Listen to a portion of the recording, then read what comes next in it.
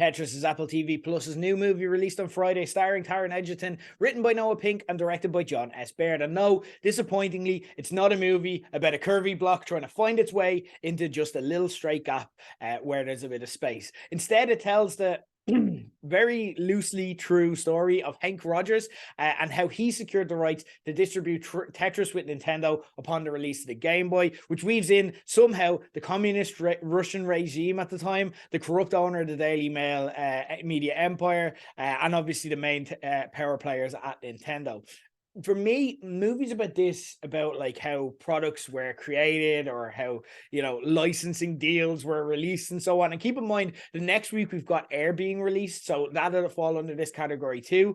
For me, they're fighting an uphill battle from the get-go. And that's not to say that I'm completely writing them off, but I'm instantly anticipating certain things like giant exposition dumps, OTT characters and overdramatic set pieces and cute editing gimmicks to try all make up for the fact that often these stories, which might actually on the page be incredible and have up and down stories behind them that necessitated people wanting to make them into a movie, but often they don't translate into screen because they involve everyday meandering things that don't make for good movie material, like meetings, phone calls, and paperwork that the story needs to include, but they have to try and make it sexy by overcompensating. Did Tetris do this? Well, let's look at the first few minutes.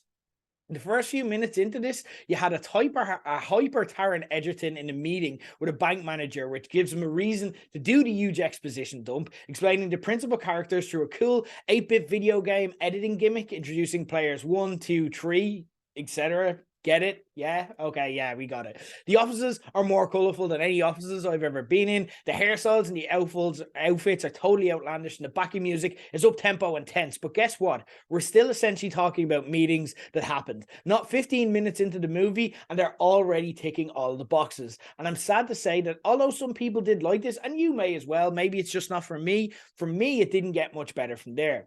Tetris ends up so desperately needing to contrive drama that somehow it ends up becoming a movie devolving into a Soviet-Russian conspiracy that somehow threatens to tear the very concept of communism apart.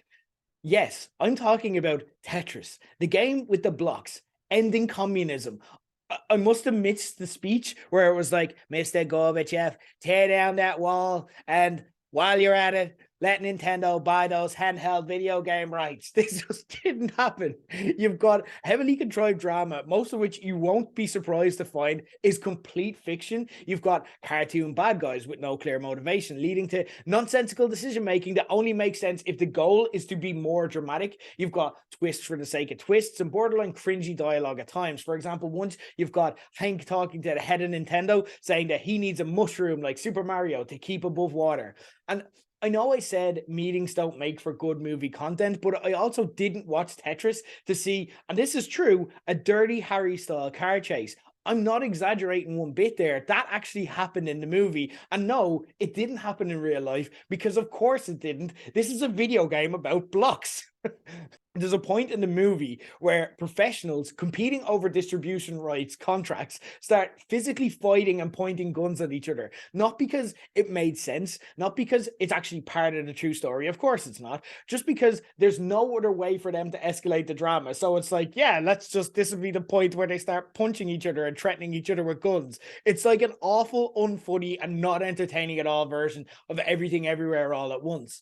And they're doing this to try and make it seem more interesting, but the truth is that while at the start it was an inoffensive, if a bit eye-rolling popcorn movie that you'd have on in the background, by the end, for me, it got so ridiculous that I could have just switched off and not cared at all to see what happened, because the adapted story is so farcical and makes no sense to the point that I'm actually disengaged in what is probably an actually interesting true story, simply because I don't know where one ends and the fake story begins. For those of you who are wondering, no spoilers aside from history here, but in the end credits, when they're doing this, you probably won't be surprised after hearing me describe it. And they're doing, the usual rundown after these type of movies where it's like, here's what happened to all the characters and the historical context and all. And again, I won't tell you what happens at the end. Like, do watch it if you want.